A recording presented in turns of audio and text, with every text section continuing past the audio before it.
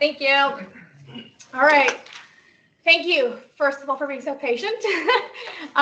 So good evening, everybody, and welcome to tonight's Medical School Live Q&A. Whether you're joining us in person or virtually, we're so happy to have you here. My name is Dana El-Mughayyar, and I'm the Clinical Research Manager at the New Brunswick Heart Center, and I'm also the Director of Experiential Learning at Impart. A little bit of background about me. I have a Master's of Science in Kinesiology and a Bachelor of Science in Biopsych from UMB. And I'm currently pursuing my PhD at Dalhousie University. Over the past 8 years, I've had the privilege of working in clinical research from spine, neurosurgery, chronic pain, and now in cardiac surgery and cardiology. Along the way, I founded you wonderful people, so volunteers, mentorship, and students. And I think it's very rewarding to be doing this for you guys today. And why I share a little bit about my background and why we're here is because I see how powerful it is to have people like our panel today share and support and be role models of why we need to pursue and be in healthcare and pursue healthcare careers, especially in medicine. And so this session was designed to give you direct access to current medical students and also Dr. Keith Brunt and their honest insights from everything from the application process to what life in med school is really like. So whether you're just starting to think about medicine or already preparing your application, this is your chance to ask questions, take notes, and get clarity. So a quick look at how tonight will go. Obviously, we had technical difficulties, so we're a bit behind schedule, but I'm glad everybody got their food and drinks and all settled in. So after this, the medical students will share their experiences for around 20-25 minutes or so. They're going to cover topics like admissions, interviews, financing, student life. After that, we'll open the floor to questions, both the room and online. I do want to mention there were pre-submitted questions as well, so I'll ask those first, and then we'll open the floor. Some quick housekeeping for those of you that are in person. You should have received like a note-taking handout. If not, please flag me down. So feel free to write your questions on the handout and ask them later during the open floor session. We do ask the questions be held until the end of the presentation so our presenters can keep the flow and cover all the topics that they have planned. Online attendees, you can submit your questions through the chat box. Manali in the other room will be monitoring through the session. We're also pleased to offer French translation, so any of you in the room that are French, please let me know. We will be recording this session and translating it and uploading it to YouTube and our social media channels, so it will be available in both official languages of New Brunswick. So thank you, Jermaine, for being here today. He's our official language advisor here at Horizon. Do you want to say a few words, Jermaine, or later? Okay, got it. So finally, thank you for being here. And whether you're checking or thinking about medicine or supporting somebody else's journey, your curiosity and ambition are the reason we're here today. Thank you. Justin, you're up. Should I stand up here, or does it matter? Just right here is perfect because the camera's going to look at you right there. Okay, cool. So I guess I'm the first panelist to speak. My name is Dustin McKee. I'm a third-year medical student now, incoming. So I just finished my second year at Dalhousie Medicine in New Brunswick. I'm originally from here in St. John, around the outskirts of town. And before medical school, I did a Bachelor of Science in Biology and Chemistry with an honors at UNB in Fredericton. And then got into medical school after that. And throughout my time, I've also been engaging in a lot of research activities with Dana throughout undergrad and maybe a little bit into high school as well, just as a volunteer with both the Spine Center and now the Heart Center as well. So that's cool to see that journey. And yeah, that's pretty much all from me right now.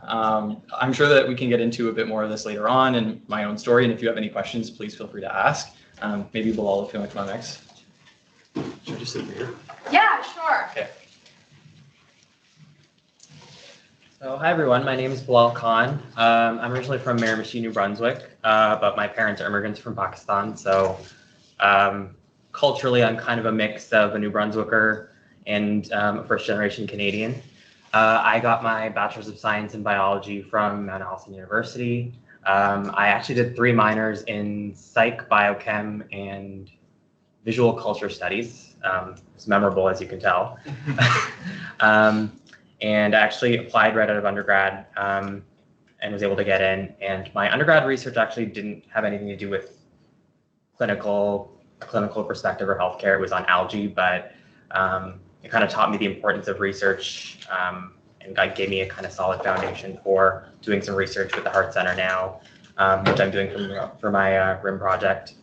And happy to answer any questions. I will say, I know a lot of my classmates and medical students, at least in our campus, are usually from bigger centers like St. John, Fredericton. I do have that experience of being from a small community, so happy to share if you guys have questions about that. Gabby, you can take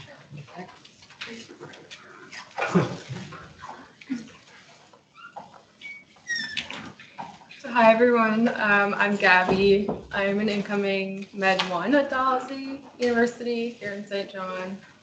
So the perspective that I bring is that I actually started as a paramedic, and then I went and did my undergrad here at UMBSJ.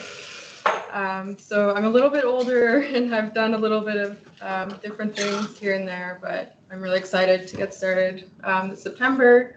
So if you're kind of looking to discuss perhaps something kind of as a bridge to medical school, or you want to hear about the paramedic life as like a plan B, I'm happy to chat about it. I've also had some experience in research with Dr. Brunt and now a bit with Dana. So yeah. Okay, now can you pass it to Feng? Feng, you can hear us, right? Yeah, sorry. Yeah, so I'm joining online because I'm not physically there. I'm from New Brunswick currently. But my name is Feng. And so I'm originally from Fredericton, and I did my undergrad actually at U of T, architecture. So not your typical like traditional science path into medicine. And then I did end up doing a lot of research later on. I decided to do medicine. So I did some clinical research, a lot at U of T, and then later applied and then into medicine. But yeah, definitely I could offer a sort of not traditional or general kind of path to medicine. So if you guys have any questions, definitely reach out to me later on. Maybe. Okay, awesome. And now Dr. Brunt is going to come up and give a little introduction, and then Dustin will start us out the presentation. Yeah, perfect. Thanks everybody for being here and being online, and those tuning in to the recorded session. Really appreciate it. My name's Dr. Keith Brunt. I'm not an MD. That's the first clarification. I'm a PhD. PhD in experimental medicine. I got my background in cell physiology and human physiology at the University of Saskatchewan. I too was a small towner. My town might be smaller than your town, less than 1,200 people in the prairies out in Saskatchewan. I went to university, got my baccalaureate, joined a master's program, quit that, joined a PhD program instead. It's called an uplisting at Queen's University. Worked on gene therapy and cell molecular medicine. Did a fellowship at cardiac surgery and regenerative medicine in Toronto before joining as a professor here at the DMNB when we were starting out 13 years ago now. So I try to think of myself still as young and hip and cool, but I'm rapidly realizing that's not the case. So people who are younger than me know more, but advantage to you, I have been participating in the medical interviews for probably the duration of my experimental medicine career, and have some insights on what do's and don'ts you should do. There is no right or wrong path to take to get into medicine. It takes passion, takes commitment, and takes the right abilities. And so I will say at this point is there really is only one thing you got to keep in mind, is that you want to really be a physician. You understand what a physician is supposed to do as a profession, right? If you have a good grounding of that understanding, don't worry about getting in or not getting in. It's not barriers to keep you out. They're bridges. You're ready to cross that bridge when you're ready to cross that bridge. Don't compare yourself to other people. That's it. Thank Thank you. Happy to ask questions. Okay. So I guess the next slides are our introduction sort of slides. So maybe if we could just take a brief second at each one, but go through them. I think Manali's online. You said, Dana? Yes. Okay. You can move it. Oh, I can do it. Okay. Yeah, both of you can. Oh, I didn't know that. Okay. That's all right. So this is my slide, I guess. Just recapping the same thing about me. So I'm just from Willow Grove, did biochem at UNB, incoming at 3. Just some fun facts about me, and my picture, of course. And then Bilal, same thing. Bio at Mount A from Miramichi, incoming med 2. And then Feng, this is what Feng looks like. He's an incoming med 2 from Fredericton and B and did architecture at U of T. And then Gabby here beside us, incoming med 1 this fall, originally from Fall River, Nova Scotia, and did biomedical science at UNBSJ. So just like a quick recap, I know that I wanted to spend as much time on your questions as possible, so I'm just going to try to fly through this a little bit, as it is just mostly information found online. But there's 17 schools in Canada with roughly 3,100 seats a year for medical students. It's publicly funded with provincial quotas that are changing every year, and different application portals as well, like OMSAS, as I'm sure you all know about. So I guess the big picture timeline for the MD program at Dalhousie starts in the summertime. It's approximately now. So section 1 deadline is July 31st, and that's essentially just demographics, GPA, MCAT, and CASPER information that you have to input and release your scores to. And then after that, you can kind of write the MCAT sort of at any point in the summertime or even in years prior, as long as it's within 5 years, I think. But the deadline for this year and this cycle is August 9th, 2025. And I think that date might change a little bit every year, so it's important to watch that. And then section 2, I think, opened recently for this year's application cycle and closes on September 3rd of 2025. And that's where you put in all of your experiences, your volunteer work, your research, awards, that sort of thing, and write your essays. And then after that, interview invites are sent usually around November at some point. And then the interviews themselves take place in December. So I'm assuming that's the case in this scenario. There's usually like 2 to 3 weeks, I want to say, between the invitation and then the actual interviews themselves. And basically what the pre-interview score is 50% is your GPA, 25% is your MCAT score, and then 25% is your CASPER score. And then based on sort of different internal processes, DAL determines like who gets an interview and who doesn't based on different cutoffs every year. I'm not really too sure about that, so I can't really explain that in any more detail, but final decisions typically go out around March and April in 2026. I know that that's super quick, so if you wanted me to slow down or have any other questions, please feel free to just raise your hand and stop me, or online as well. So just an overview of the class size, I guess, for Dalhousie specifically. So there's 87 seats for Nova Scotia residents in Nova Scotia and 30 at the Cape Breton campus, which is new this year. In New Brunswick here at DMNB, there's 40 seats total.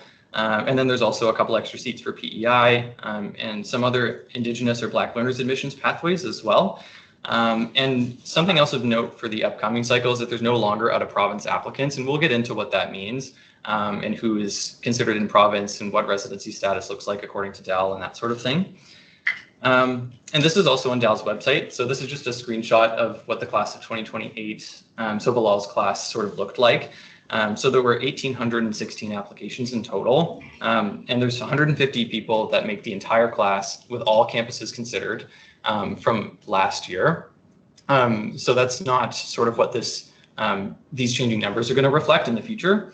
But generally, the statistics range from an average GPA of like 3.7 to 3.9 usually for the last 3 years, and that kind of fluctuates depending on who applies.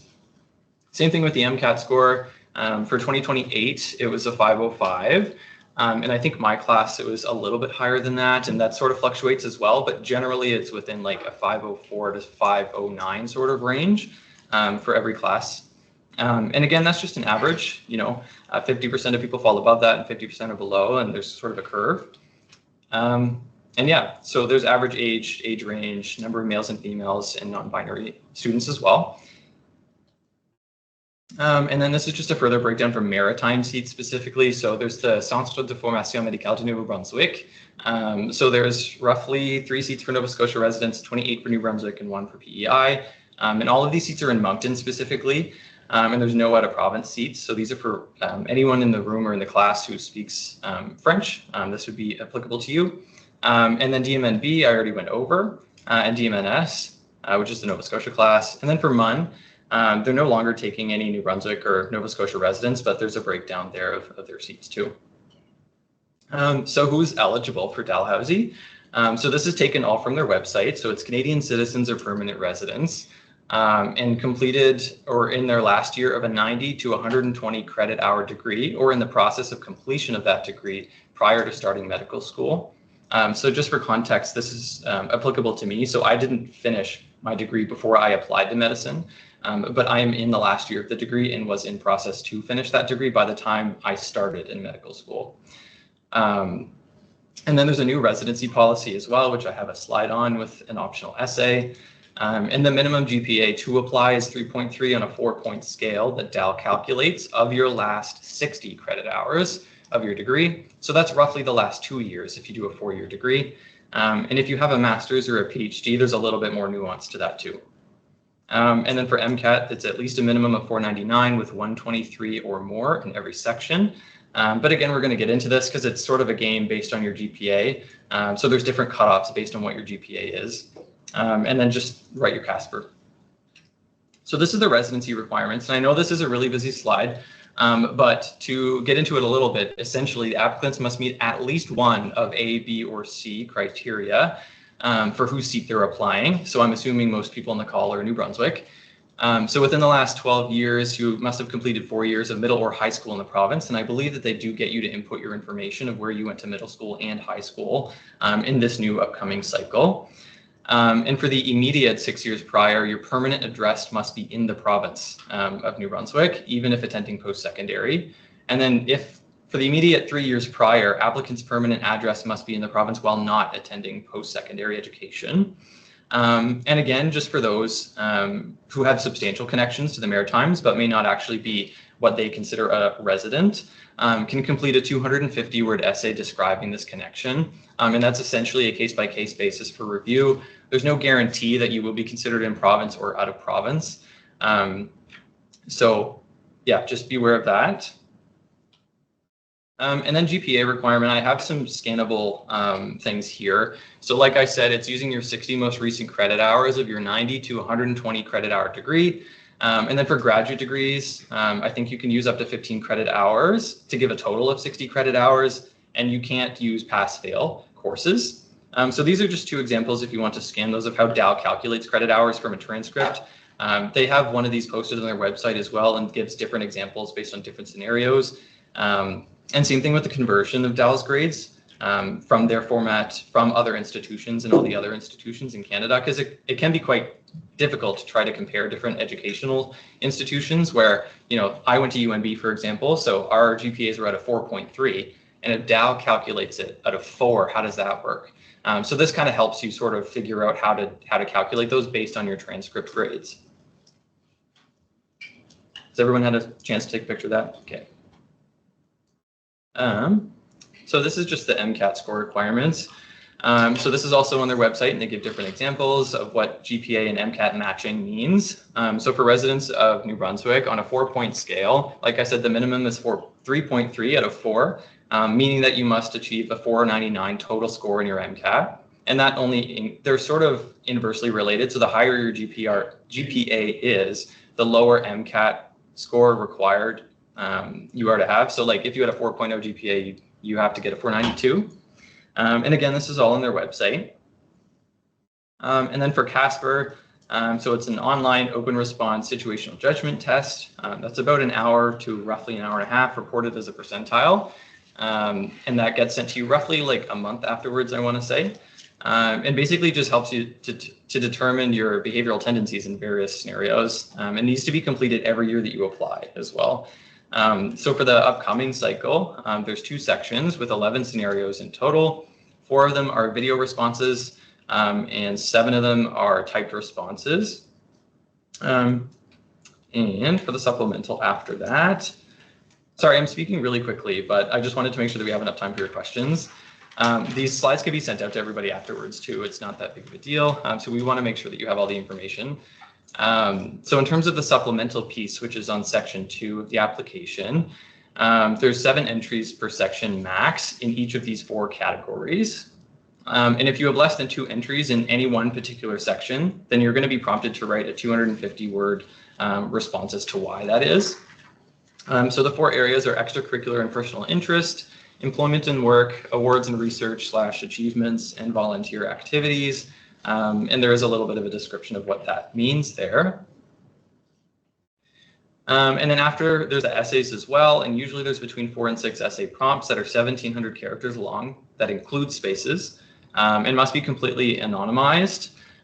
So this typically relates to community service, leadership, research, like personal sort of things, resilience and diversity. So I just have a couple of example questions there that were found online from their applicants that I can send out afterwards and are online as well. And then for the interview itself, so this is roughly in December of this upcoming year in each application cycle. This is the most important part of the entire application.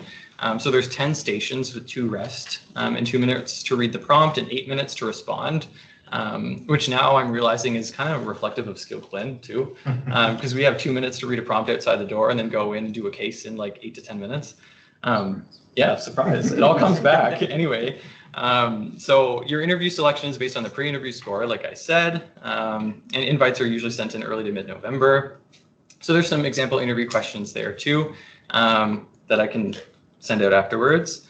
And then here's the total application and how Dal weighs it. So there's 15 for GPA, 10 for MCAT, 30 for the supplementals and essays, and 40 for the interview. And there's 5 discretionary points as well. So if any one of the reviewers finds that you're outstanding in any one part of the application, then they can award you these discretionary points for a total of 100 max. These we could talk about. A lot of them are, I'm sure, things that you already know. So academic, an upward GPA trend is great. With a GPA higher, the better. MCAT higher, the better. Casper score, same thing. And in terms of the writing, just answering the questions directly and weaving in personal experiences is really important, as well as the CanMEDS framework, and we can get into that as well during the discussion. And then common pitfalls and myths that I'll leave for you guys to read afterwards, just because I want to get to the next part. So now it's the question period, so we can move on to that. Yeah, no problem. I really ripped through that, so I apologize. It's recorded. Yeah, it is recorded. So you can slow it down if you want to. Okay. Cool. Yeah. Okay, awesome. Thank you. Did I lose my question sheet? Maybe. There were pre-submitted questions, but I gotta find my sheet. So why don't we actually do it?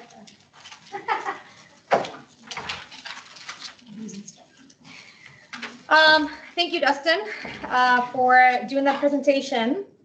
Can everybody online still hear me? Anybody? Yeah, we can hear you. Okay, awesome. So there were some questions that were submitted before this session, so we're just gonna ask those questions first, and then we'll open the floor to everybody here first in person, and then we'll move to online. So the first question that was submitted was, and I'm gonna go kind of in order, so I'll ask you first, Dustin, and then Bilal, Gabby, and then Feng online. So the first one that was submitted was, can you describe a moment in medical school that really challenged you and how you got through it? Okay, that's kind of a big question, but I feel like for me, and oh, sure. Yeah. Okay. Oh, he's not on video. No. Go ahead. Okay. I think one of the biggest and most challenging parts of medical school so far for me, I think, was adapting to the whole skilled clinician course. So that's not something that I've ever really had experience in any other program or degree. So skilled clinician is essentially where we have practice on physical exams and history taking skills from a variety of different systems. And it doesn't even have to be system-based. It can be more of like a social or communication practice as well. Talking about like contraception and things like that, just for an example, and they're pretty quick. So usually in the learning stations, they're kind of longer so that we can get our bearings and figure out what we're talking about and what's important in a variety of different areas. But Sometimes when we're doing like OSCE practice, like I said earlier, there's 8-minute stations to talk about these huge things. So that was a little bit overwhelming for me. But to be honest with you, now that I'm going into third year, I feel better equipped to have those 8-minute conversations because it really makes you think about what is important to ask this person and still be thorough at the same time in that 8 minutes. So I would say that's what was the most challenging for me, but maybe these guys have something else they wanted to add to that. I'll take a seat. For me, I would just say the kind of learning part of med school. So, we talked about admissions and applications, everything like that. Something about Dal's med program is that it's pass-fail, and that when you take an exam, you have to meet within, it's usually a scaled score of 65%, and that's a pass. And it just says pass on your transcript. It's not like you're being graded and, at the end of 4 years, people are going to judge you based on what score you got. But I think when I came into med school, I was just so used to kind of gunning for kind of every A or A plus I could get in undergrad that I was I don't know if the word's cautiously optimistic about what med school was going to be like. And I was like, oh, this is going to be so easy. Getting a 65 scaled is not a problem at all. And ironically, my worst exam of the entire year was the first one, and my best was actually the very last one we did in May. And it's usually the opposite for students because they're drained and tired by the end of the year. But I kind of learned a lesson of like, it's not really a joke. Like, even though it is pass-fail, it's still really intense, and it's studying a lot of content, and it's not the same way as undergrad where you can kind of go through an entire course of what you learned within a day or two to study before an exam. It's not like that at all. And I remember going into exams being like, there's like weeks of content that I'm a little shaky on, or I wish I could have reviewed this more, that more. It's just kind of having to deal with that uncertainty and switch into a pass-fail kind of mindset away from a GPA mindset was a big shift for me. Yeah. And I feel like to add to that too, it almost sort of tests your adaptability. Because there's questions on these exams that most people will not get right, if any. So it's really interesting to see like what they end up asking on these exams, but it's also extremely challenging because of that. So a lot of people tend to walk away from these exams sometimes thinking, oh, I didn't really do too well on that, but in reality did quite well in comparison to everyone else. So it's important to take a step back and realize that that's also a challenging piece for a lot of students going into this too. And I like to think is something that we get better at as time goes on. Perfect. Feng, would you like to add something to that? Yeah, so I won't echo what Dustin and Bilal said, but one thing I did find quite challenging is and somewhat overwhelming, especially at the start, all the admin stuff to do. So, I know, like, especially for me, for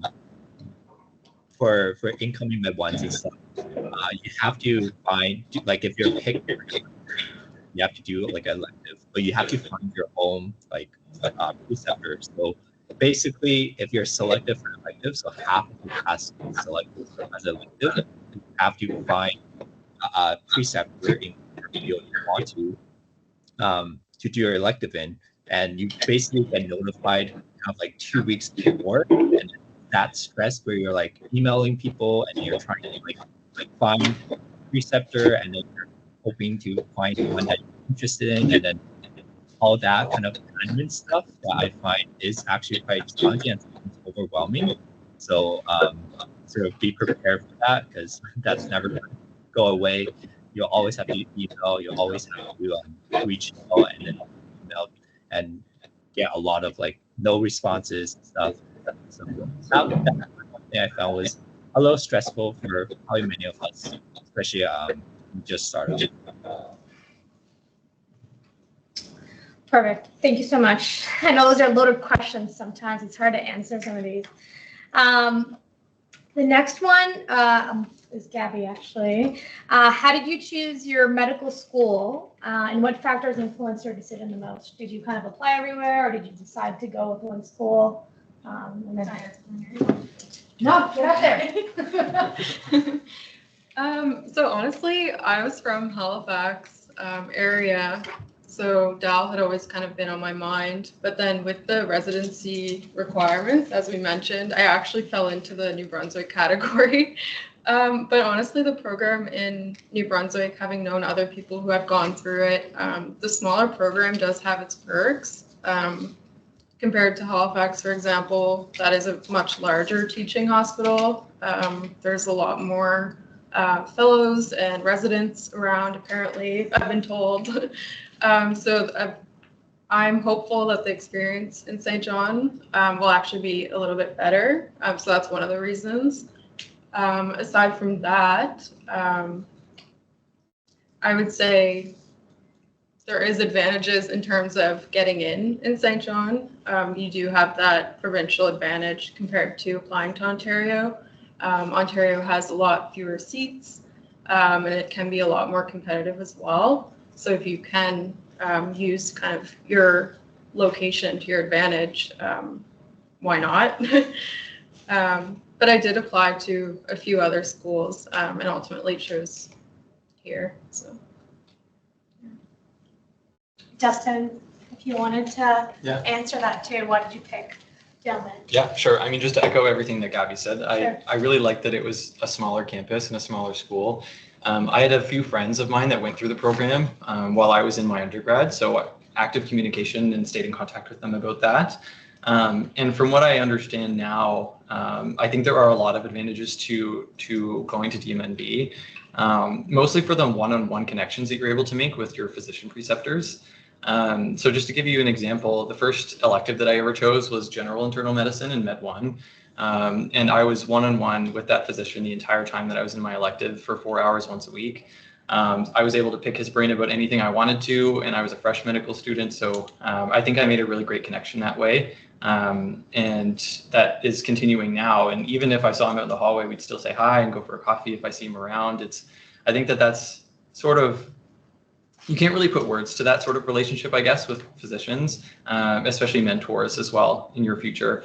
And during the summer after that year, I was able to go out to Vancouver for a same like general internal medicine elective.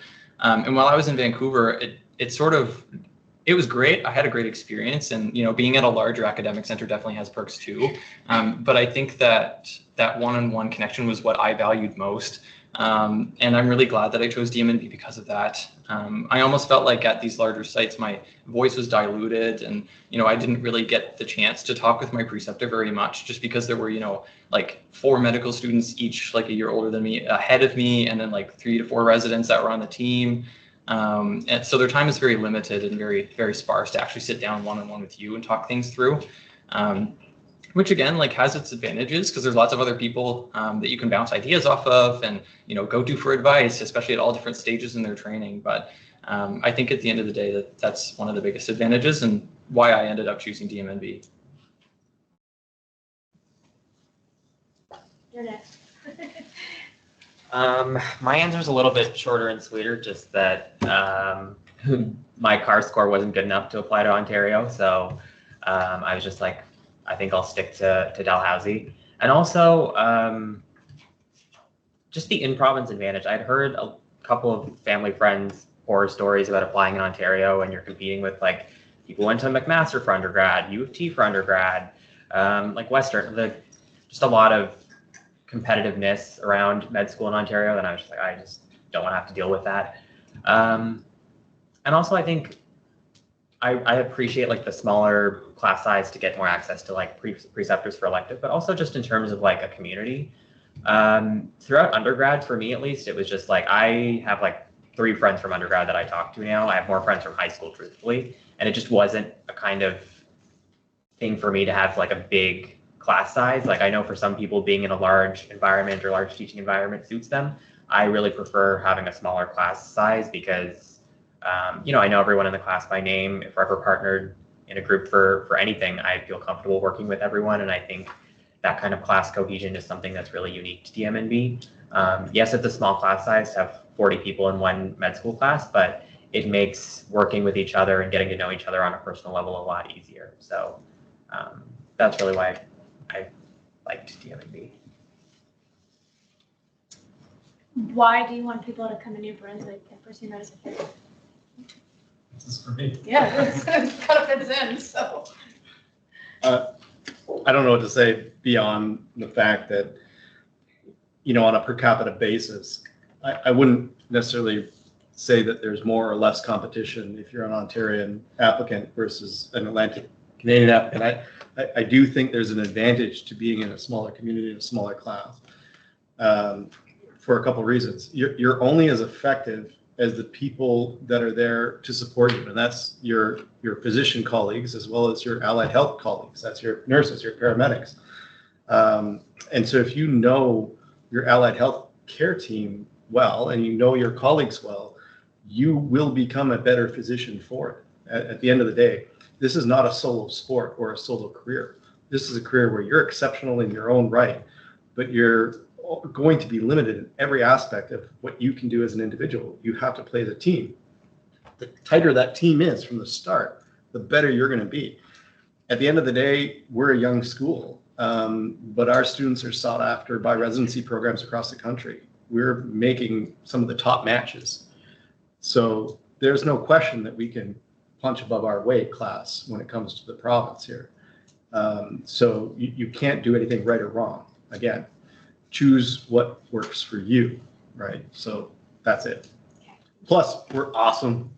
Come on. We brought in some of the best faculty and physicians from across the country and across the continent and even internationally. Yeah. So you're not going to be exposed to a limited number of minds who are highly skilled. You're going to be working with some of the best preceptors and educators that the globe has to offer because we get our fair share of it. So that's it. Awesome. Oh, that's good. Thank you. I'm going to open the floor. I know I have a few more questions here, but I kind of want to go back to you guys. I know plans change. Any questions from you guys in person? Just feel free to shout it out. Okay, let's start with Cedra. So what kind of experience do you guys think? Who's your question to? Sorry, everybody? Yeah. Okay, everybody. So what kind of experience do you guys think was the most important or that helped you the most in actually through the application process in medical school? Who wants to jump on first? Feng, feel free to chime in too if you have an answer. Did you hear the question? Yeah. Do you mean like what? So. Like anything beyond grades and MCAT. All right. For sure. Okay, so this is a good question because I think everybody here has seen what the webpage offers you, right? You all know that you have to have a balance between intellectual quotient, the ability to hold information, to exact yourself properly as a physician, and to basically be intelligent enough to remember and recall and engage appropriately. That's the IQ column. So that's your GPA, that's your MCAT, a little bit of the CASPER, but the CASPER starts to move into what we call the EQ component. What are you able to empathize? As physicians, I don't just want smart people in the room with me. I want people who care about the patient and the outcomes of the patient and are there to support their allied healthcare workers and their neighboring physicians who care enough about the work and the recipient of that work. And so that's the EQ, the emotional quotient. Do you care and feel enough to be in this career path? We can have lots of smart, brilliant people. We can stack the deck with IQs of 99 percentile people. Like, that's great. But if they don't care, if they don't have that emotional quotient, then what? They're going to suffer, and our patients will suffer because of it. Okay, so the entire system that we created to this point is imperfect too. Okay, and why I say it's imperfect is because there is no such thing as perfection in medicine. Good luck. You do the best you can. All your patients are going to be coming to you because they need help. They are suffering at some point. You have to feel that. Now the question is, what can you do besides study hard, get a great MCAT, do really well, type fast on your CASPER, which I gotta say, if there's one little small element, you could take a typing training course to make sure your word counts, so that what is in your brain can flow through your hands effectively, right? That is probably one of my recommendations. The other recommendation is what I said earlier. Getting into medicine is not about us putting up barriers, right? We see those numbers, 1,800 people applied, 150 come in. Well, that's less than 10%, right? So, we see those numbers and we think, oh, I'm never going to get in, or maybe it's not for me. Well, maybe it isn't for you. What else are you going to do to prepare yourself for the career that is medicine and medicine adjacent, right? A good number of our incumbent classes are allied health care professionals. They're paramedics, they're pharmacists, they're nurses. They've had lived experience caring and literally caring and physically handling patients in different ways. And so be prepared if you want to be in this sector to work in that sector, okay? And have plans. It's not necessarily plan A or plan B or plan C. I think it's good to have multiple paths where you can say, my mission in life is this. Okay, the bigger question is, what have you been doing besides studying the books to prepare yourself? So a good number of our students have graduate degrees, masters and PhDs. Why? Because it's not about grades. It's about what you can do by yourself and the troubles that you're going to get through and how you're going to get through those troubles. Lived experience. If you haven't worked in the community, if you haven't volunteered, and I don't mean checking boxes of saying I showed up, I mean actually empathizing with people who are vulnerable, understanding what their needs are, understanding that there's more than what you've been exposed to in your living. International travel can be helpful for that, but it can also be just reaching out into the community and understanding how you can help in different ways. When I get into interviews, this is a big one. People who get to the interview and they say, I got to the interview and I've had 3 interviews. Okay, well, let's take a step back here from that moment. If you're getting to the interview stage, we think that you are intellectually capable of being a physician. It's great, you're smart enough. But the interview isn't about you being smart. It's not about showing off how brilliant you are. It's about how professional are you? Can I see you as my colleague? Can I observe you taking care of this patient and feeling comfortable that you're making that patient comfortable in the care you're providing to them, right? So professionalism becomes more of an important thing. What have you done to broaden your perspectives, to care for a full population, a diverse population? Are you prepared for that? So those are the things that you can challenge yourself with and explore opportunities. Maybe you have not sought out opportunities yet that put you in discomfort, okay? And if you don't have those experiences to draw from, then how are you going to give confidence in an interview to speak on topics like caring for somebody who's been through a traumatic event? Okay, so those are some of the thoughts. Remember, it's a bridge to medicine, not a barrier to medicine, okay? Prepare yourself, and every individual has an individual path. It's not linear. You don't walk out of high school and walk into undergrad, walk into medicine. It's not typical, right? Everybody has a winding path to it. So maybe that's my big speech. Anything else, any of you want to add to that? Justin, Bilal, Gabby, or Feng? Yeah, I think you had a strong point there in just saying that I think like seeking out experiences that make yourself uncomfortable, I think is the greatest thing that I could tell you. And it was actually one of the things that I wrote about in my application as well, is that, you know, the best learning and the stuff that sticks with you the longest is when you're in those uncomfortable situations. And, you know, something that is seemingly so unrelated to medicine in your medical school application can also find ways to come back to that. You know, I found myself talking about an experience I had on a trip with my family when I was like 8 in my medical school application. Like, you never know when these things sort of come back and how these different learnings can sort of implicate themselves into your journey and your story. So I guess just being authentic and being you, I would say, is the most important thing, and actually taking part in things that you are interested in, whether that's medicine related, whether that's research related, whether that's not at all. I think that those are all important things. Yeah. I'd echo that, and I'd just say, like, to Justin's point, don't assume that having an experience that says healthcare on it is literally going to give you an advantage. There's a lot of people that have different experiences. When I think of my most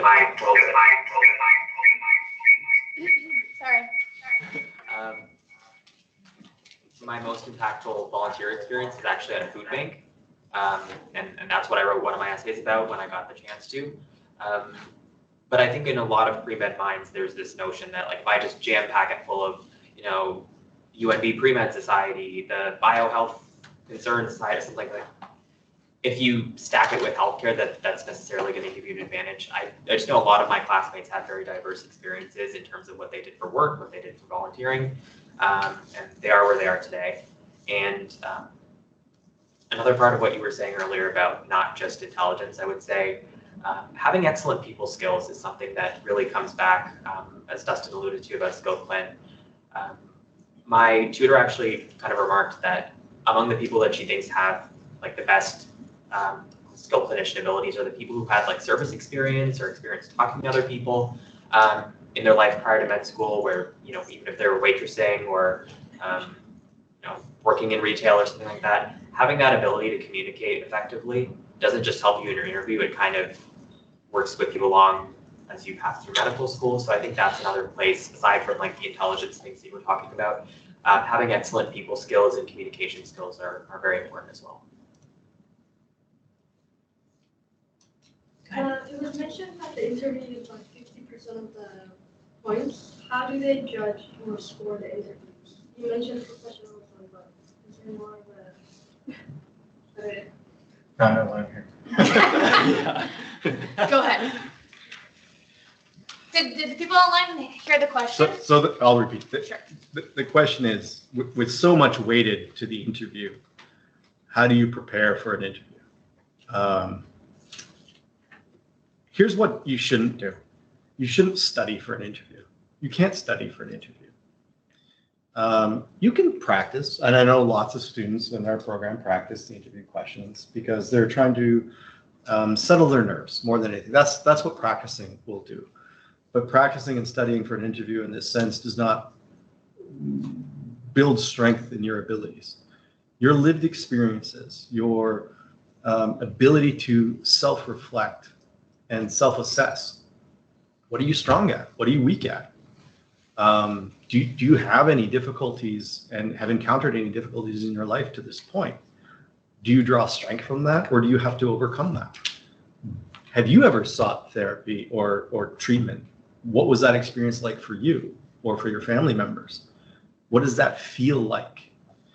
When I think of people who pay lots of money to interview prep courses, I laugh as an interviewer because two things usually happen with me. I know it, and I don't score you well for it.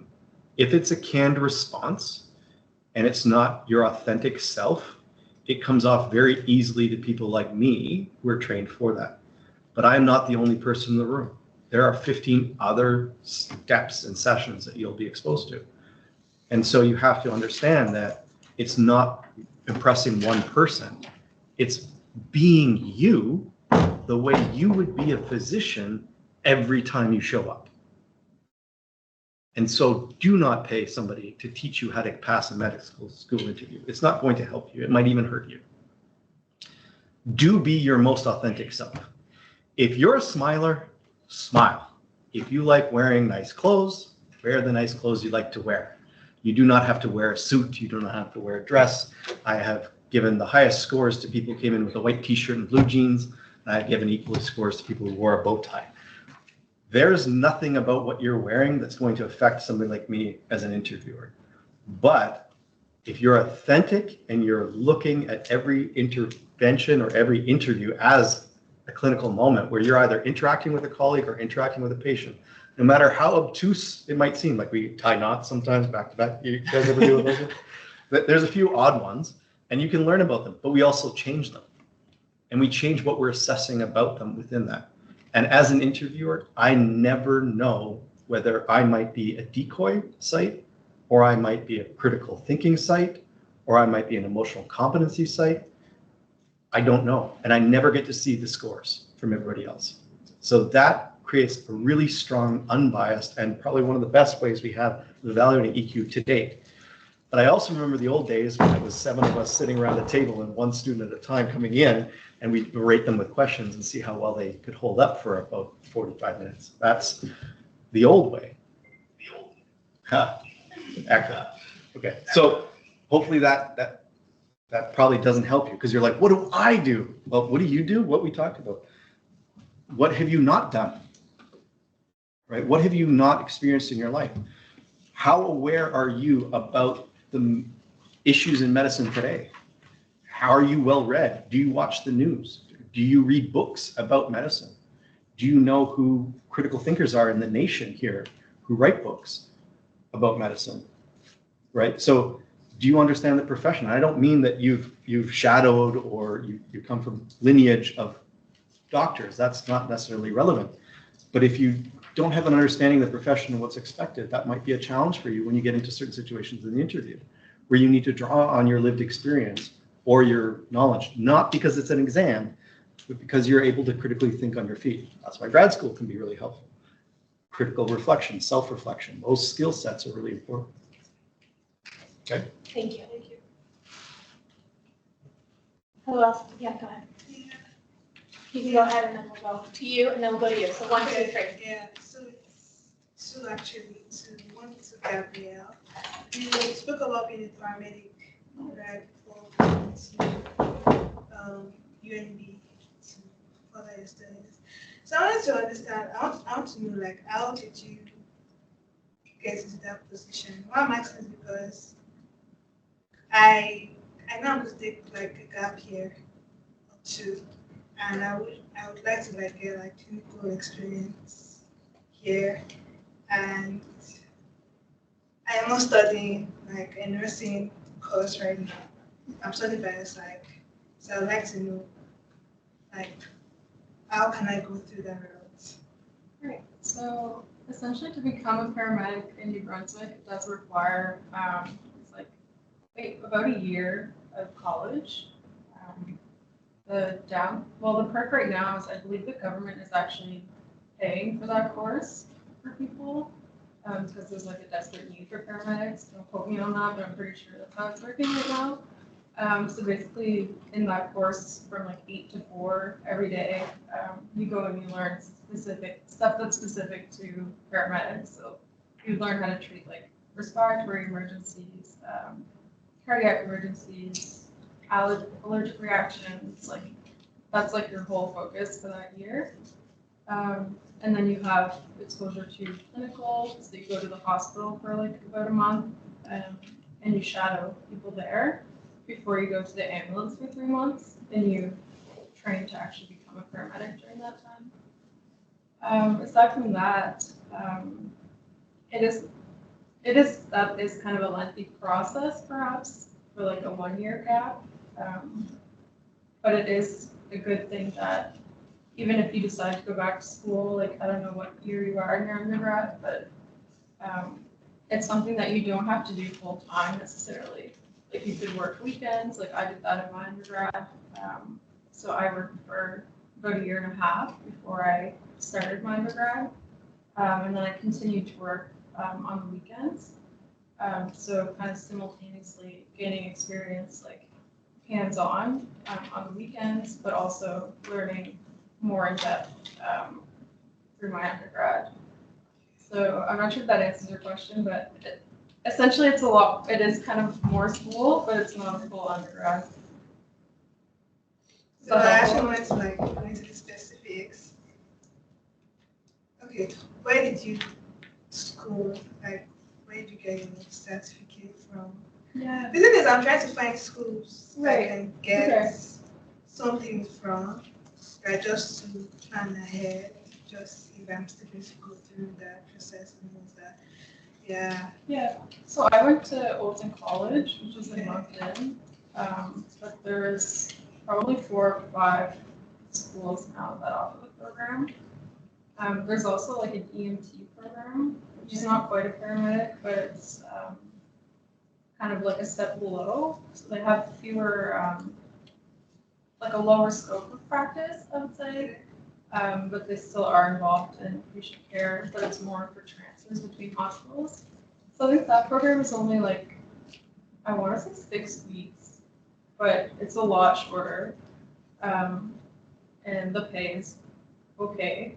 It's above, I mean, yeah, it's above minimum wage, it's like in the 20s. So that is another option as well, to gain clinical experience without perhaps the commitment of a full year. And there's probably going to be like a bridge program from EMT to paramedic as well. Okay. The last question, sorry guys. Okay, one more. Yeah, and to. Yeah. Yeah. Me? Yeah. Dustin. Oh, Justin. So you spoke about the resident something. Yeah. I wanted to understand, like, I did not get the second part of it, the one of 6 years post-secondary something. Was it on the slides? Yeah, I can go back. Bring up the Yeah. slides. That'd be great. The residency requirement is. There it is. Here. Yeah. So it's essentially just saying that you need to meet at least one of A, B, or C. That's all it's saying. I'll leave that up just so people can take a better look at it because I did fly through it, but. And remember, it's imperfect, right? So there are various reasons why somebody may be a New Brunswicker but has not been able to live out the residency requirements of the province. And so for just one example, there are numerous. Somebody who's in a care program with a province and may have to move between provinces regularly might not qualify technically on that. And that's why it's really important that you remember that an imperfect application system allows some sort of mediation. So that's that 250 words that's allowed to be written in to say, look, I lived here for 17 years and then I lived the last 6 years in another province, but I identify with this province. You should explain that, right? And it's too dynamic to go through all the permutations of things we've seen. But it's just important to recognize that the system's imperfect, but we are listening to people who are applying. No problem. Thank you. Okay, we'll go to you now. I have two questions. Sure. The first one is about the residence requirements. So I want to know, like, these requirements, are they going to obstruct you in getting to the medical school? Residencies after medical school is not, right?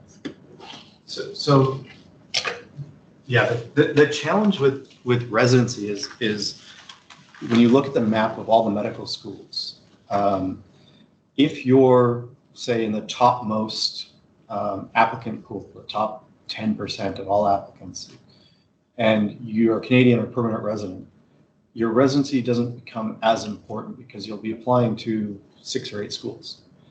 But if you're solely looking to apply to the Atlantic region, residency becomes important because it's a difference between federal and provincial funding. And most medical schools are predominantly provincially funded, but they're federally subsidized. So there is no barrier, right? There is a barrier if you're not a Canadian citizen or permanent resident. And in that sense, you have to meet the requirements to achieve permanent residency, or you have to look at the requirements here and say, I qualify for this particular reason. And there are situations of refugee landed immigrants that might be considered. And if you ever have questions, I'm now declaring myself unqualified to answer the details, but you can reach out to admissions at DAO and they will guide you. If you have specific questions about eligibility on that particular criteria, they will tell you whether you're eligible or not.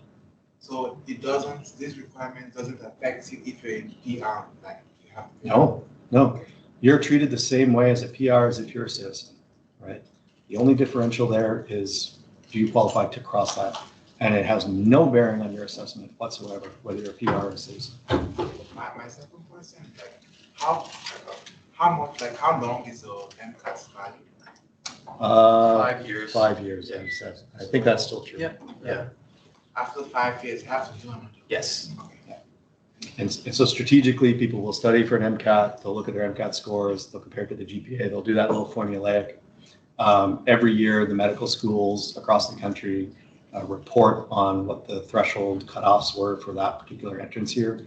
But that doesn't mean that the same threshold will apply every year. It varies. Thank you. Go ahead. So my question's more directed to Gabby and Feng, who's online. Sure. Gabby, I know you said you have previous experience as a paramedic, and Feng's photo, he looked like he had a baby at home. Can you speak a little bit about the work-life balance while you're in classes, as well as over the summer, and if you're able to work to supplement your income when you're not in school? Right. So I haven't started medical school yet, so I'm not sure if that still applies to your question. I would say work-life balance for me was something I struggled with, to be honest, at first. And terms of like my undergrad and working as a paramedic. I'm not sure about medical school yet. But it's something that I think is really important, and I learned that eventually. I took back my hobbies. I kind of set limits on what I'm going to be studying. Often I stopped, if I studied during the day, I would say like, oh, after 6, I'm not studying. And honestly, my grades did not change with that method. And I think that my mental health was better. So that's something that I do kind of want to preach a little bit, is that really try to protect your mental health and your work-life balance, because like once you lose that, 1, it's hard to get back, and 2, you're not going to be like as good for yourself or your patients or your family and such. So really look after yourself and then do what you can to maintain your grades and stuff, obviously, because that's important, but you do need to do stuff for yourself. And Feng, the second part was for you. Do you mind just repeating the question a bit? It was a little hard to hear the second part. Do you want to repeat the question? I don't know if this is any better. The question was about work-life balance. Being a parent, can you discuss the challenges of work-life balance while you're in class, and also if it improves over the summer? Yeah. So work-life balance is definitely very difficult, especially having a child in medical school. This is particularly challenging because my wife is also in medical school. She's doing her clerkship, so that's probably the busiest medical school. And what I found is, whereas going into first year, there's a lot of like balance in terms of. I actually think it kind of helps you because you have to like know certain responsibilities, duties that you have to do. And so you end up doing things a bit more efficient, like studying efficiently, procrastinating a mess. And I definitely think it gets better in the summer. So the first 2 years of medical school is, I wouldn't say it's easy, but you will get summers, and that's a luxury that you will not get later on. So take advantage of it. So of course, because it's the summer, I'm at home because my wife is in doing her med school in Western, so I'm in London, Ontario right now. And it's kind of like this kind of mutual support, and we also get a lot of family support, and that's definitely helpful. Having that kind of supportive network makes the whole difference of being able to support your child and having all these different responsibilities make them much more manageable.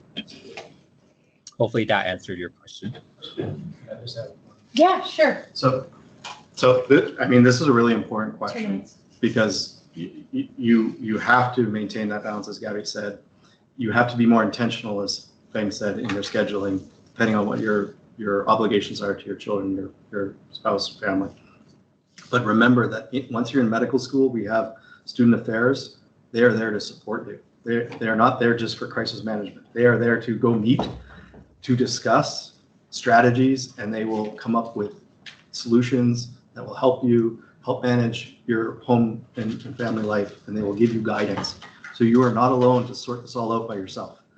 And if you haven't yet, the med students who are here, reach out to Student Affairs to get that support. Please do, because it's really important that to us that you get through medical school exactly as you're coming in for who you are with what you have, and go out successfully that way. So these are soft skills that medicine isn't in our curriculum, but we acknowledge and will work towards helping you.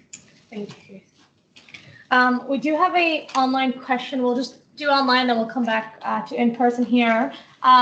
Dia, I'm sorry if I'm pronouncing your name incorrectly, but do you want to go ahead and ask your question and who it's for? Yes. Sorry, I forgot the name, but it was just a follow-up about the interview and the being authentic bit. So I was just wondering if you had any specific tips on how to do that while still maintaining like professionalism, because So would you suggest maybe talking about personal experiences to connect with the questions, or kind of talking in a more informal way like I would with anybody else to kind of show that this? Yeah, I think that was for me. And I think that it's hard to strike a balance between that. Like, I would say absolutely stay as professional as possible in the interview. But I think that in a point of weakness, if you're trying to be genuine, sometimes that comes at a cost of professionalism to an extent.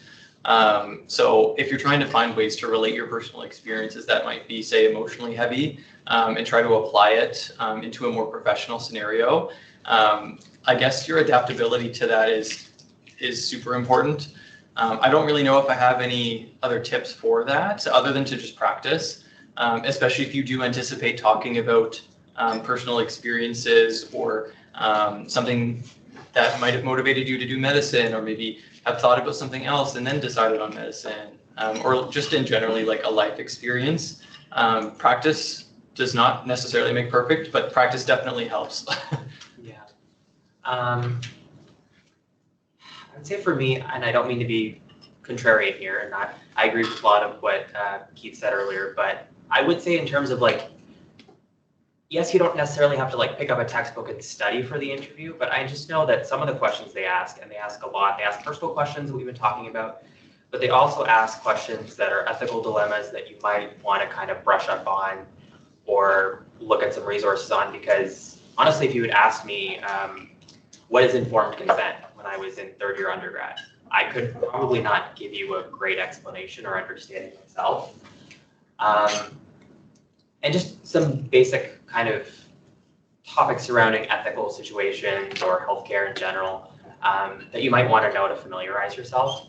I have no business making a sports analogy here, but you know, you don't map out before a soccer game, I'm going to start this game, I'm going to move 5 spaces to the left, I'm going to kick to this person. That's obviously not going to work. Things happen in the middle of a game and you can't plan like that. But you can do drills, you can practice, you can, you know, scrimmage with your team.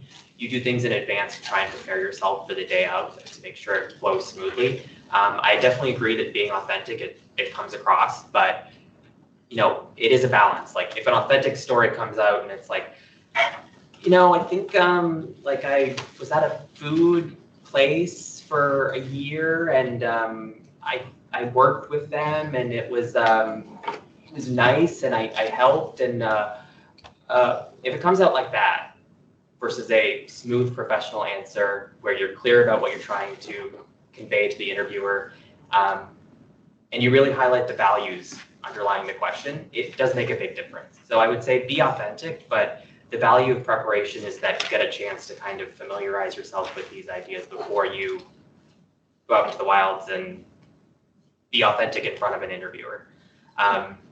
And last thing, when I say values, I mean, underlying some of these questions, it's not that they personally, I think a very kind of stereotypical question that they might pose to you is, name a time in your life where you had to overcome a challenge. That's a really kind of standard question that they ask sometimes in Casper, sometimes in the course of an interview.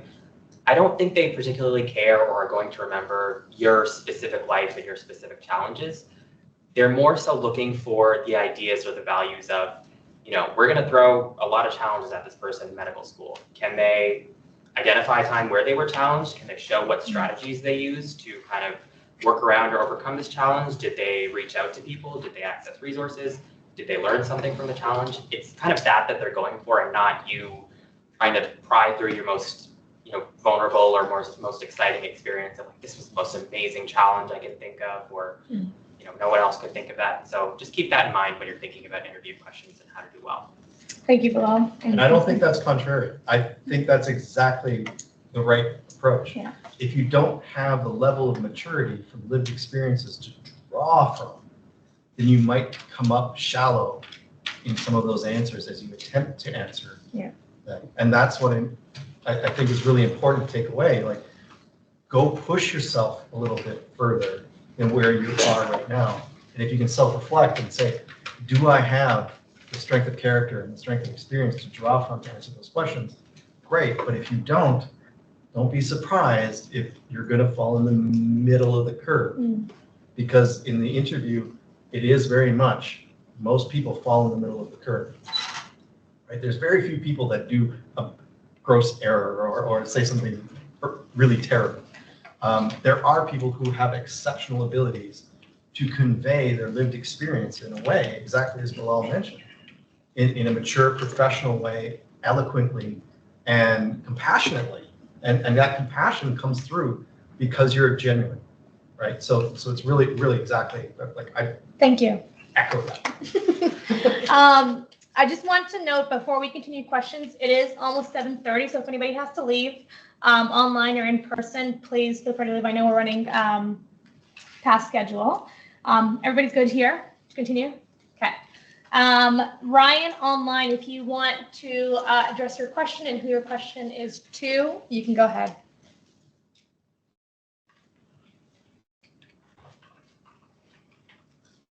Can you hear us, Ryan? Yeah. Can someone else go first? I'm just trying to like. Yeah, sure. No problem. Yeah. We have Isabel online. Hi, I have a question for Gabby. Sure. And okay, I'm doing the biomedical science program at UMBSJ, and I'm going into my first year in the fall. And I'm just wondering if that program prepared you well for like the medical school application process, and do you feel prepared for medical school based on what you learned in that program? Yeah, so actually one of the perks about that program is you do gain kind of a diverse perspective on multiple different areas of health. I think that's kind of why that program was designed that way. So what I mean by that is you get exposure kind of not only to the science of the human body and stuff, but really to those social determinants of health and things like indigenous health, also like ethics a little bit we touch on. So I would say actually the program did prepare me quite well for a lot of high yield interview topics, I would say, in the CASPER as well. In terms of the MCAT, I think that it does require some self-studying because it's not super strong on the science side of things. You can change that a little bit if you choose electives that are more science heavy. For example, like I didn't take any physics through the program, and it still got my degree that way. But there's a whole section of the MCAT that is dedicated to physics. So if you're not someone that can kind of teach yourself things or take an MCAT course, you may kind of struggle in that aspect of the MCAT. But overall, I would say the program did prepare me quite well for a lot of aspects. Does that answer your question? Yes, it does. Thank you very much. Thank you, Gabby. Okay, online. Ryan, are you ready now? Or do you want us to just go to... Sorry about go that. ahead. That's fine. Okay, so I guess my question is mostly for Feng, because I'm an undergraduate student at U of T right now, and I'm going into my 4th year. And I was wondering because I know that Dalhousie Medicine values physicians staying in the maritime province, and since I lived in Moncton since I was like 9 years old, like I count as residents, but it's just that I went to university at U of T. But I was wondering like if the fact that like a lot of my experiences in volunteering is away from home would affect my application because maybe it would show shallowness and understanding of the local community in New Brunswick. But I just want to ask like if that plays a part, if I should look for opportunities to have leadership roles or something like that in New Brunswick, if that would, yeah, so I just had a question about that. And that was for Feng, right? Yeah. Feng, did you hear that? Yeah, great question, Ryan. So personally, I think, I mean, I'm not part of the mission committee, so I can't answer like the very specific ones, just based on hope. I think it really doesn't matter where you do your experience. You should understand the issues that maritime provinces face. That's part of your I guess, the studying part, understanding these issues. Talk about since you've moved over here, like there's things that you probably see, friends, family, issues, healthcare system, like those are all things to talk about. But in terms of experience wise, what I think mission committees care more about is what you reflect on experiences, what you've done, and how it relates to being a good physician and looking at improvement goals. Honestly, it doesn't really matter if you this province or in province. It's really about what experiences they want to become a better physician. So the short answer is no, it doesn't really matter. But the longer answer is you should still know all the issues like healthcare related issues, and that's for everyone in Canada and more specifically maritime. You just be able to talk about during yeah. Does that answer your question? Yes, thank you so much. Yeah, no. Okay, we have, I'll say, like time to do 2 or 3 more questions from the in-person attendees, and then we'll conclude. So, questions in person? Yes, go ahead. I have 2 questions. One to Dr. Keith, like about the resident requirements, Section A. When you said like about the high school, does that mean like to complete the 4 years of high school here, or just means like even like 1 semester or 1 year or 2 years would count as well? The specifics usually refer to a cumulative year that you've completed in high school while living here.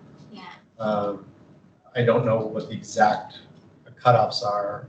I don't have them at hand, but I don't know if it's 1, 2, or 3 years. But the value of high school is you're considered a commiserated adult approximately at that point, right?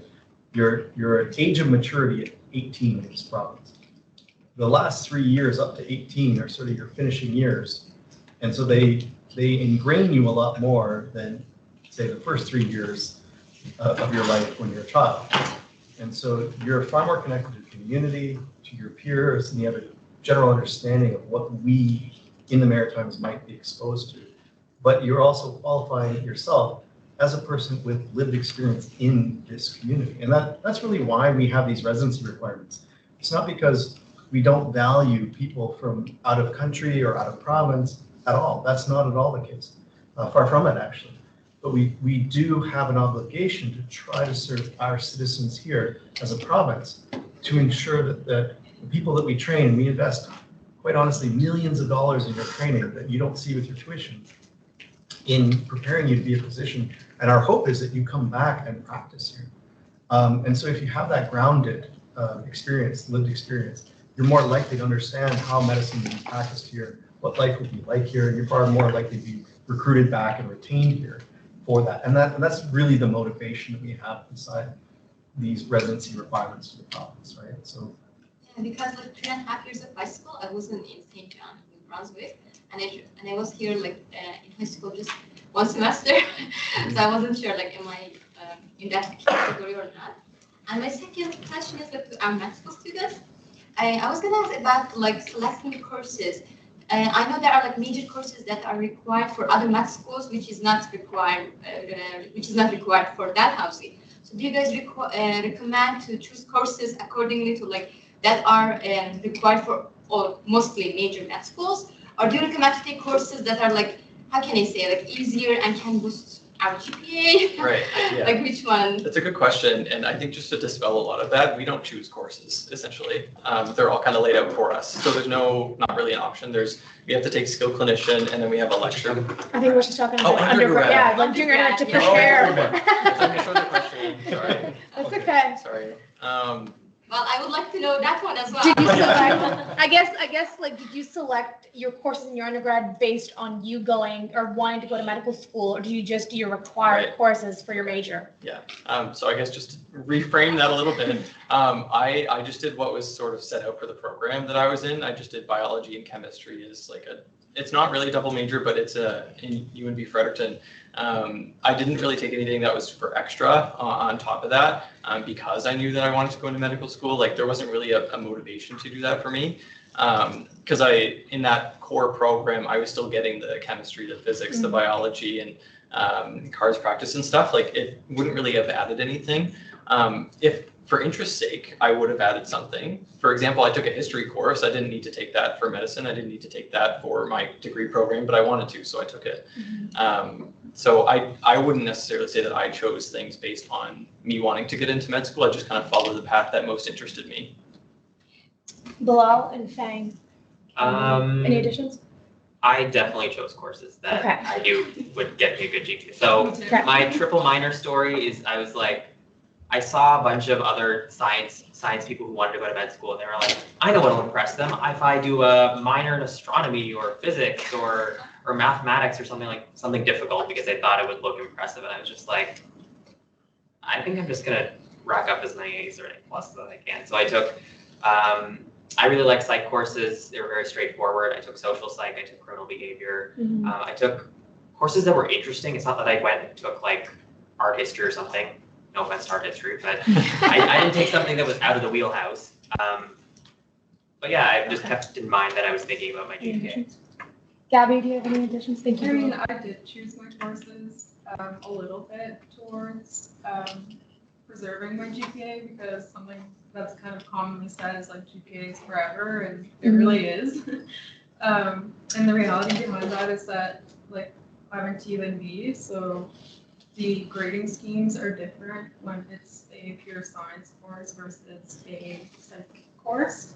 So the A plus range is actually 90 for a psych course versus the 94 for a science course. So I did take more psych, and I did a minor in psych, and I chose my undergrad for like largely because of that.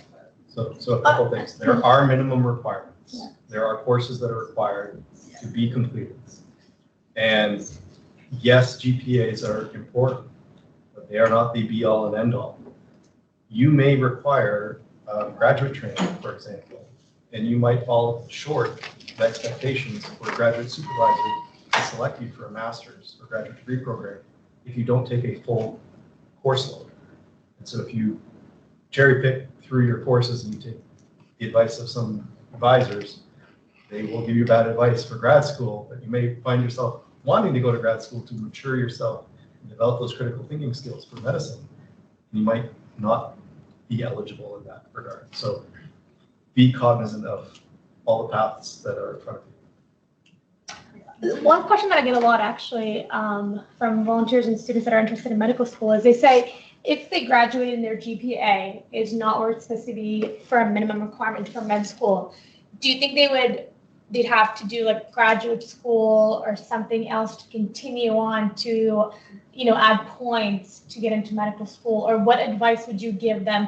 Or is that, some people say, oh, that's the end of the road. Like you can't do anything after that. Your GPA is low, can't get into medical school. Like what advice would you give there? It's never the end of the road. There is no end of the road. I mean, at some point you age out of the system. We want 15 years of medical service minimum kind of thing, right? So there is practicality in this, but you can pursue graduate studies, you can pursue a secondary degree program. It's the last 2 fulsome years that we use, and there's still many schools that use the MCAT. There's some schools that have abandoned the MCAT. The MCAT is a normalizer. If you want to come in with a lower GPA and you want to show that you have the intellectual capacities to be a physician, by all means, take that MCAT, crush it. You can see the score if we go back to that differential score on the slide, how you can do that with a differential GPA by scoring better on your MCAT. There you go. So if you're coming in with a 3.3, you need a 4.99 on your MCAT. If you're coming in with a 4.0, you need a 4.92. Those are small differential numbers, but there are things that you can do. Graduate degrees, depending on the school of admission, some will add additional points for a master's degree. Some will add a lot more points for a PhD. Some don't qualify the graduate degree at all. So I've seen mature students come in with various degrees of various professional programs that they excelled in an undergrad, but they had lower professional, or the opposite. I've seen people come in with graduate degrees who didn't have the best GPA in the last 2 years. I've seen people with history degrees. I've seen people with biomedical science degrees. There is no right or wrong path here, right? But you do have to work with what I think you've heard from the students. Take courses that you're passionate about, because if you're passionate about medicine, the courses you take, if that passion is shared, you'll do well in those courses because you're interested in the course. You want to learn the material. But if you're taking something just for the GPA, you might be disappointed in the results in both sectors, right? Okay, thank you. Thank you. One last question. But what we'll do is we'll take one last question, and then we'll make sure everybody in the chat here is all good. And then you guys can have like one-on-one with any of you guys. If you guys are willing to stay for an extra 10, 15 minutes. We'll take a question from you. Go ahead. So Dr. Keith, you spoke about how med students from Dalhousie are getting matched for residency all across Canada. To the med students, how are you finding preparing for that residency match, like extracurricular-wise, research-wise, volunteer-wise? How is it at Dalhousie in specific? And any tips, suggestions, things that you should avoid when you get to med school? I guess just to keep the same order, maybe I'll go first. But once we actually get into med school, I think Dal sets us up really well to be competitive for residency. For example, they have the research and medicine program that is a core component of our degree and is a requirement for us to do. So any research experience, especially those leading to publications and conferences and that sort of thing, makes one more competitive for residency, but that's not the be all end all. There's lots of ways to get involved at DMND specifically. For example, during orientation week, one of our activities is typically a volunteer one at a local group. I know last year we went out to a Romero house and made sandwiches for them. And I think that that's also a core component within Dalhousie specifically, is that there's lots of giving back to the community. And there's different ways you can do that. There's all sorts of different volunteer groups that are a part of the societies, I'll say, at DMNB. On that sort of community level, but also nationally, there's a lot more opportunities to get involved virtually through those sorts of advocacy organization sort of supports and volunteer roles. Yeah, I think it sets us up super well. And like Dr. Brunt said, there's people that match into the most competitive specialty programs like from DMNB. So I think that it's working. Bilal, anything to add? I'd agree with all of that. And, you know, I would just say, you said what to be aware of. I would just say ease into it when you get into med school, because I did sign up for a lot of different things. And it was hectic at the beginning, but honestly, I found myself having more and more time as I got the flow of the work better on. And there are a lot of volunteer opportunities. There's like SWAM, there's Walk with the Future Doc that runs at the YMCA. There's a lot of volunteering that you can do. And as I alluded to earlier, the small class size is really nice. If you are interested in a class leadership position, if you're interested in running an interest group, you're not really competing against 160 people like you would at U of T, or like 10 or 12 other people who want that same position. It's just kind of amongst a smaller pool, which gives you really nice advantage. And as Dustin alluded to, getting kind of references and making connections with preceptors is a lot easier when you're a smaller kind of class, to be able to make that one-on-one connection to get references later on. Perfect. Thank you, Bilal. Feng, last, any additions? Yeah, and I just want to add, like, Dalhousie is a very good school, and it doesn't just say it's hands-on. Like, we're basically in the hospital on our first day, and then we get to do these electives, which other schools, I know for sure Western, you don't get to do until your first year. Hopefully you're not rotating through any kind of specific internal med or surgery until your third year. So it really prepares you well to be, it's very clinically focused. It's really going to show, like, once you start your clerkship, and if you're doing a like way rotation from programs, you're going to be a much better, well-prepared clerk compared to other schools. So definitely that leaves an impression for the program directors, and that's going to really well prepare you for competitive programs. So it's definitely like it's a big edge for other schools in terms of how they approach this medicine. Thank you, Feng. I guess we're going to conclude here. 20 minutes or 17 minutes or so past. I'd just like to thank everybody online. Sorry about the technical difficulties earlier. Thank you to everybody in person.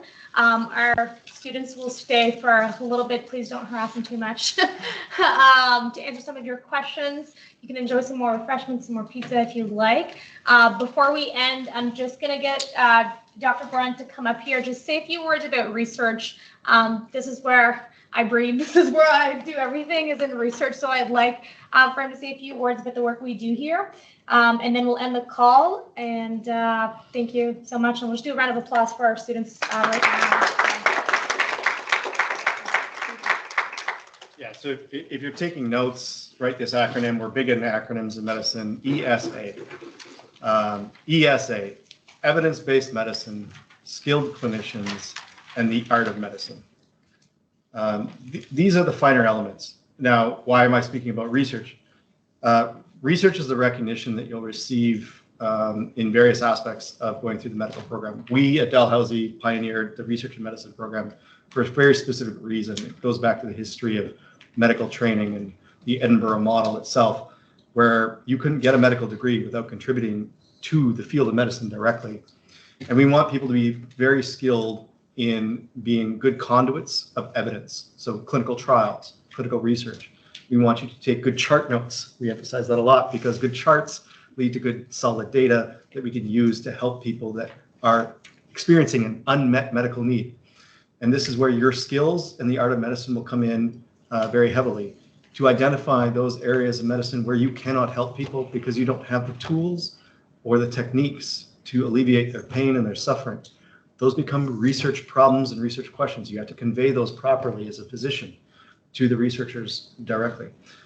You will all, if you get into medicine, conduct a research and medicine program. And Gabby's already signed up with me to continue her work in cardiac rehabilitation. And Dustin and Bilal are working as well with the Heart Center on their research projects. So if you get the opportunity to participate in research at any level, not only will it give you the critical thinking, but it'll give you the verbal reasoning skills that you need to have great interviews, to be able to write well and critically. So I'm just going to put that out there that when you start learning clinical skills, you are going to learn from the evidence, evidence-based medicine, and you'll learn from guidelines, guideline-directed medical therapy, all products of research activities. So be sure to embrace those opportunities and understand the distinctions between evidence-based medicine, skilled clinician activities, and the art of medicine. The art of medicine and humanities in medicine is equally important, also an area that research is making inroads to. That can be art therapy, music therapy. It can be how to manage pain without any medications or surgical interventions. It's simply the empathy components of medicine. And if you have a good grounding in social sciences and humanities, great. If you have a good grounding in biomedical sciences, great. You have to understand that we need everybody to come in from all these diverse aspects with all these diverse experiences because we need a team, not a legion of heroes. Okay, so that's really important. So I'll just leave you with that. And if you have any questions, want to talk, I'll hang around for another 5 minutes or so. Thank you.